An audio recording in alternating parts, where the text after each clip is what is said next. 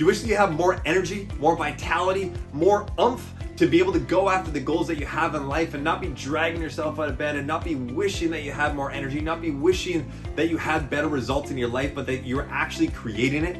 Well, in this video, I'm going to give you the 4 different pillars that are an absolute foundation that you need to be able to put energy towards to be able to create more energy for yourself. It's odd. We think about energy in the sense of like, oh, I'm so tired, I don't want to go and do that thing. And yet somehow, if we expend some energy in one way, we actually gain energy in a different way. And I want to break that down for you in this video. Before real estate, which I've been doing for the past couple of years, I was a personal trainer. I ran a fitness gym, indoor boot camp fitness gym for 12 years. With the last 5 of those, I was running 2 locations. We had hundreds of clients and I was working with them one-on-one and in group situations every single day. And this is what I taught them every single time. Pillar number 1 is stress. We are in a massive amount of stress every single day. And you've heard people talk about it. Don't turn off the video because, oh, I know this. Well, yeah, but what have you implemented to be able to reduce the stress in your life? It's not about you knowing that stress is bad and that we need to lower our stress. It's about what have you implemented to be able to actually reduce the levels of stress in your life. That is the answer. Now, stress is a good thing, but prolonged, extended stress that we don't do anything about, that is a bad thing. It's actually a precursor to the majority of the negative diseases and metabolic conditions that we have in the world today. Stress is not a good thing in the way that we have it in our lives because we never turn off anymore.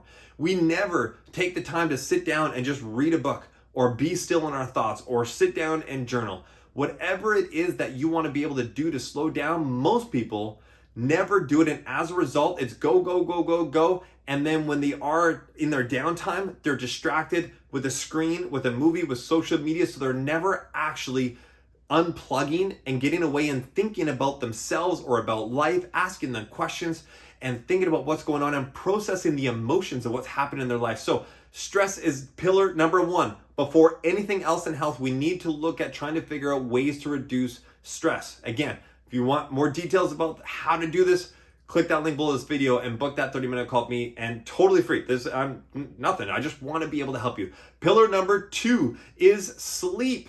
We sleep horribly in our lives right now in the world today. Why? Because again, we're stressed. And it's a vicious cycle. If we're highly stressed, we don't sleep as well, and we don't sleep as well, then we create more stress in our lives because it's when we're sleeping that we lower our stress levels, that we recycle the stress hormones that flow through our bodies and break down, and we break them down and get rid of them, excrete them through the process of sleep. There's something that was recently discovered throughout probably the last decade called the lymphatic system in your brain. And we've all heard of basically the immune system and your lymph fluid, lymphatic system. That's your immune system, white blood cells, all that. All your junk flows through that to be excreted out of the body. We have the exact same thing in our brain called the lymphatic system. And the time that is the most active is when we are sleeping. And so if we're not sleeping, if we're not getting enough sleep, or if we're not getting enough quality sleep, that is impaired and more toxins and things are building up in our brains that is leading up to a big cause of different conditions down the road. You know that Alzheimer's, we don't actually notice the effects or the symptoms of that until 20, 30, 40 years after we've already built up so much time to it. It's a 20, 30 year process well before we actually get the signs of Alzheimer's that we've been developing that. And so it's so important that we don't feel the effects of not having good habits today, but it's wrecking us in the future and our healthcare system in general. And so we have to devote time to sleep. Now, here's 2 things that I really want to share with you. Ideally, we're getting at least 6 hours of sleep. And everyone talks about 7 to 8 hours. I know myself, as well as my work and everything and family, that is difficult, especially with young kids. But my goal is an absolute minimum of 6 hours. And ideally, if I can get that 7 to 8, unbelievable, amazing. But ideally, that should be uninterrupted sleep. So I got 2 things for you. Have a water curfew. All right, a liquid curfew is that don't drink anything or very minimal 2 hours before bed, because you don't want to be having to get up and go to the washroom 2-3 times throughout the night, because now we're disrupting our sleep cycle. Number 2, and you've heard this one probably before if you're watching this video, is that you want to shut off all screens and don't watch any screens, TV, tablets, phones, anything like that, because the blue light from those screens actually tells our brain, because we can't tell the difference, the blue light that hits our eyes tells our brains that it's daytime. And so we don't end up secreting the sleep hormones and melatonin. For every hour of screen time that you watch before bed, you are delaying the melatonin production and the sleep hormones production in your body and in your brain by half an hour. Every hour of screen time, delayed by half an hour. So if you watched a typical kind of 2-hour movie, even if you fell asleep, as soon as your head hit the bed, your hormone production, sleep hormones, melatonin, haven't started their full production for another hour after you've gone to sleep. So if you watch a 2-hour movie, go to sleep immediately. You're not into deeper sleep cycles for at least another hour. So if you slept 8 hours, it's almost like you're getting 7 hours. So know that it is so important. If you don't get the sleep, we don't decrease our stress nearly as well. And then that's a vicious cycle. So those are the two most important. And this is coming from the fitness trainer that talked about exercise and nutrition with my clients all day, every day. And those are the two most important pillars, stress and sleep. Now, number 3, let's move on to the personal trainer, fitness trainer aspect, is not exercise, food. Okay, your nutrition is paramount, and you've heard it, 80-20. 80% of your results, and in my opinion, 90% of your results is coming from your nutrition, not from your exercise. If I could have somebody pick one, it would 100% all day, every day, put a focus on nutrition and not exercise. Now, I want you to exercise because there's big benefits there, but put more focus on energy and improve the nutrition side of things, because that is 24/7.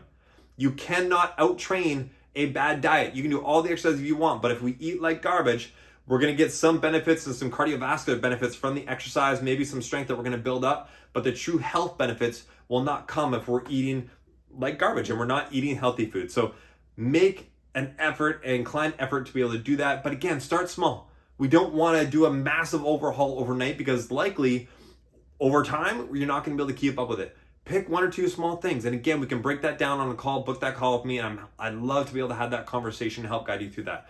Pillar number 4, exercise. All right, so important. But I don't want you in the gym 5 days a week. I want you doing what you're going to do consistently, whatever that is. I think one of the most undervalued forms of exercise is getting outside and going for a walk. Not just on a treadmill, but getting outside, physically outside, getting the fresh air, getting the sunshine on your face, on your skin, breathing in that fresh air that the plants outside have made, right? It is so unbelievably valuable to us and underestimated in what those values are for our health. So get outside, go for a walk. At the very least, if we can get 20 to 30 minutes a day, that'd be unbelievable. If not, get outside for 5 minutes first thing in the morning when the sun is out to be able to set your circadian rhythm. All right, really important. If you can get outside, spend at least a few minutes outside, get some sunshine on your body, on your skin, because what that does, it helps to get your body to understand whereabouts and the timing of the day that it is, and that helps your sleep cycle to be able to time things better so that you're setting the release and the production of those sleep hormones at the right time later in the day.